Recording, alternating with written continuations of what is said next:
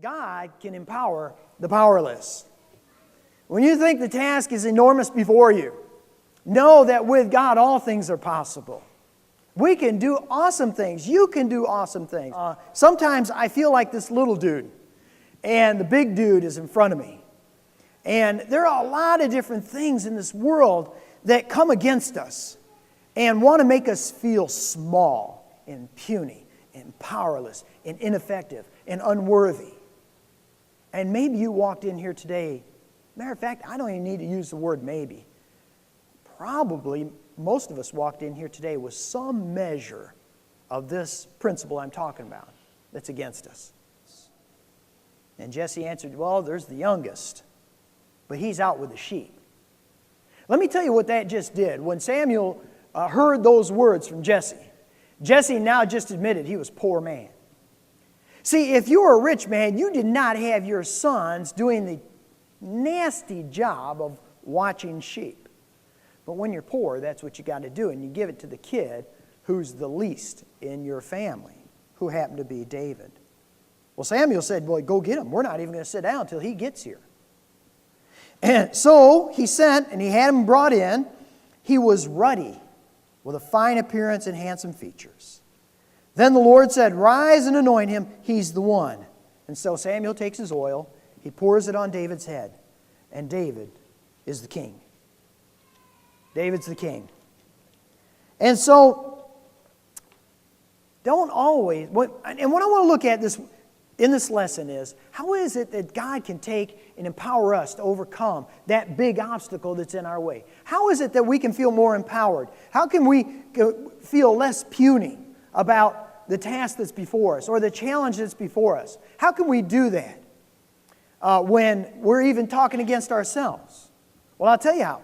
First of all, remember that appearances are often very deceiving. Appearances are deceiving most of the time, or at least often. It's not always what it appears to be. And that's what happened with Samuel. And God said, I don't look at the outward, I'm looking at the heart. So even Samuel thought, man, this is the guy. Just like Saul. She writes, you know, Lord, how I serve you with great emotional fervor in the limelight. You know how eagerly I speak for you at the women's club. You know how I effervesce when I promote a fellowship group. You know my genuine enthusiasm at a Bible study. But how would I react if you pointed to a basin of water and you asked me to wash the calloused feet of a bent and wrinkled old woman day after day, month after month, in a room where nobody saw and nobody knew? How would I be? Appearances are often deceiving. I'll supply you what you need. I just need you to be available. And Moses made himself available when he quit focusing on his abilities. I think about a guy like Gideon. Do you know the story of Gideon in the book of Judges? I love that. Here's the weakest guy in the weakest clan or the weakest tribe, and God picks him. And then he gets him to get an army, and then he makes his army the smallest in the entire world to go against the army that's the biggest in the world. God says, I'm not worried about your abilities. I'm just wanting you to be available. And Gideon goes in the strength, in the name of Jehovah. And he conquers this army that it says is, you can't even count them, there's so many. Because he's made himself available. God's gifted you. God's gifted you tremendously. In enough gifting to do what he wants you to do. The question is, are you available? Lines with the rest of the soldiers talking it up. He's in the battle and he's running at the enemy. Quickly he's running at him. And he's got 5 stones in his little bag there. And he takes one and he puts it in a sling. Why do you think David took 4 extra stones? Why do you think he took 5? One did the job. Well, there's evidence, scriptural evidence, that maybe he had 4 brothers, this big guy. So David says, I got one for you and your other brothers if they want to come on. And so David is committed, and he runs quickly into the battle. We do become what we're committed to. That's the truth. Not what you get involved in. You get involved in this little thing and that little thing, and I'm involved in this. We become what we're committed to. We become what we commit our time, our money, our talents, our treasures, our efforts to when we're committed to it. What are you committed to? What are you committed to? Are you committed to your family, your spouse, your friend, your church, your God? Are you committed to His Word? How do you know if you're really committed or you're just involved? I'm going to tell you how you're going to know. That point when you're tested. When you are tested, we're going to find out. You will find out what you're really committed to.